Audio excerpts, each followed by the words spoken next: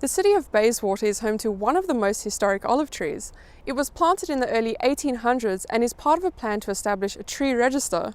Chris Cornish says it's all to do with safeguarding Bayswater's heritage. It's considered to be the oldest remnant of European habitation in the area.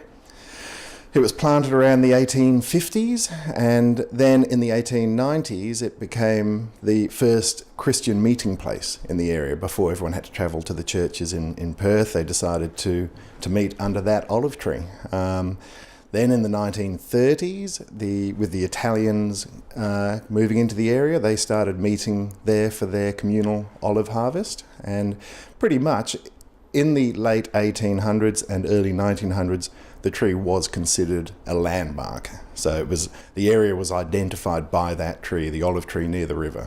Bayswater is set to follow suit as the city of Mandurah, Cockburn, South Perth and Bassendean have already introduced a tree register protecting trees of significance. And that significance might be due to age, or it could be because of the streetscape appeal, the effect it has on the amenity of the area.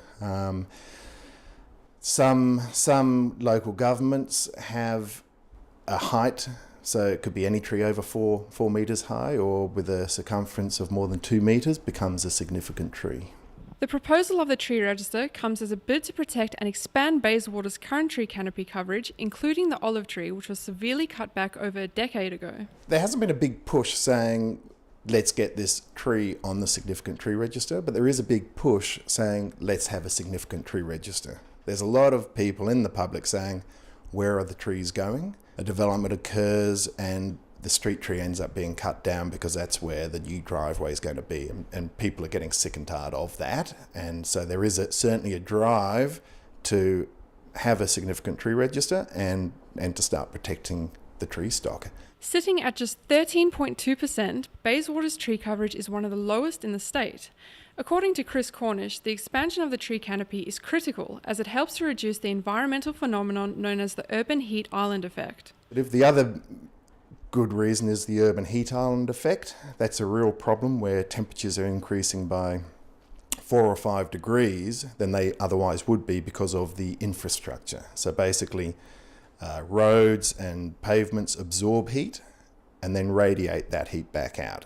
Trees provide shade over the infrastructure, so that doesn't occur. Trees provide evapotranspiration, which cools the air through the water flow through the leaves, and trees reflect.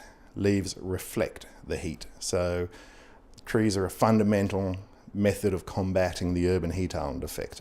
The implementation of the tree register has also brought up debate amongst council members, as factors such as cost, definition of significance and legality have to be considered before plans go ahead. Well, currently the last council resolution was for the staff to investigate further the options, and some of those investigations will involve the legality, because an option is the significant tree register to include trees on private land, which is obviously could become a controversial issue. The implementation of it, the cost of implementing it, and also how to define significant. Is it from height, from circumference, or any other factor? So that's what needs to be looked into, fine-tuned, before we progress. The motion for debate of mitigating the urban heat island effect whilst expanding tree coverage will come up for debate in September. I'm Melissa Blom reporting for Undercurrent.